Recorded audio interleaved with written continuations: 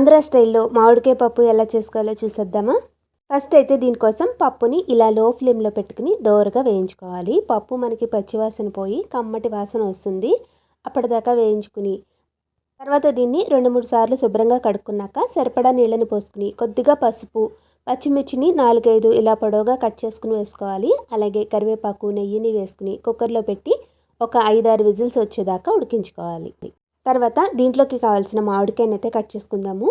ఇక్కడ నేను ఒక ఫుల్ మామిడికాయని అయితే తీసుకున్నాను. ఒక గ్లాస్ కందిపప్పుకి. మీరు తినే పులుపును బట్టి మీరు మామిడికాయని అయితే తీసుకోవచ్చు.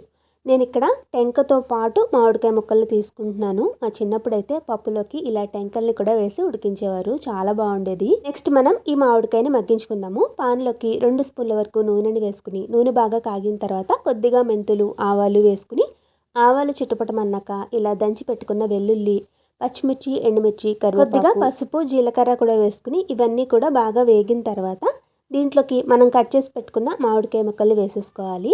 ఒకసారి అంతా బాగా కలుపుకుని మామిడికాయలు కొంచెం మెత్తబడేంత వరకు మనం మూత పెట్టి మగ్గించుకోవాలి.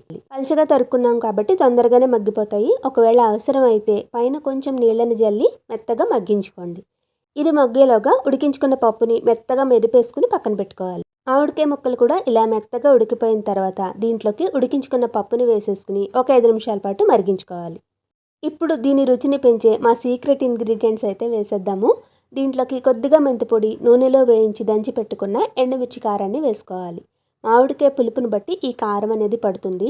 రుచికి సరిపడా ఉప్పును కూడా వేసుకుని ఒక 5 నిమిషాల పాటు మరిగించామంటే నోటికి పుల్ల పుల్లగా కారం కారంగా మామిడికాయ పప్పు అయితే రెడీ అయిపోయినట్టే. మీరు తప్పకుండా ట్రై చేయండి.